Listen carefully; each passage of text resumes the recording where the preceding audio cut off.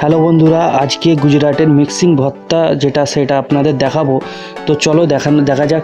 আমার হাতে দেখুন, একটা প্লেটের মধ্যে পেঁয়াজ আছে, লঙ্কা আছে, এতে ফেমাস যেটা বেগুন আছে, এই বেগুনটা দিলাম।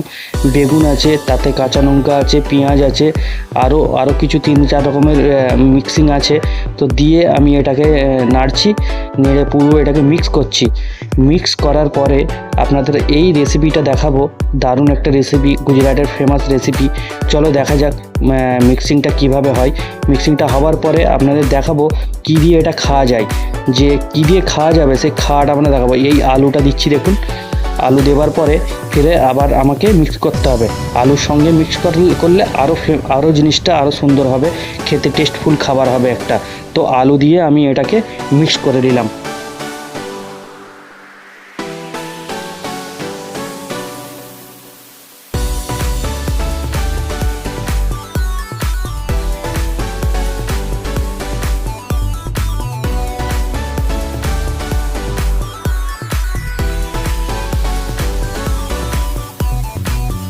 এবারে স্বাদ মতন আপনাদের লবণ দিতে হবে। লবণটা আমি নিচ্ছি, ছড়িয়ে দিচ্ছি। মোটামুটি স্বাদ মতন, যেমন স্বাদ লাগে আর কি, যার যেমন লাগে আর কি, সেই লবণটা দিয়ে এবারে আমি এটাকে আবার মিক্সিং করতে শুরু করলাম।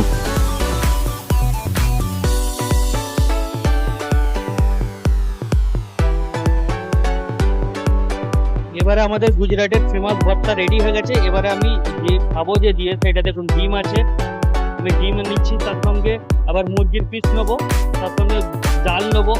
তো এই সবকটা জিনিস দিয়ে এই দেখুন, এবারে আমাদের রেসিপি কমপ্লিট হয়ে গেছে।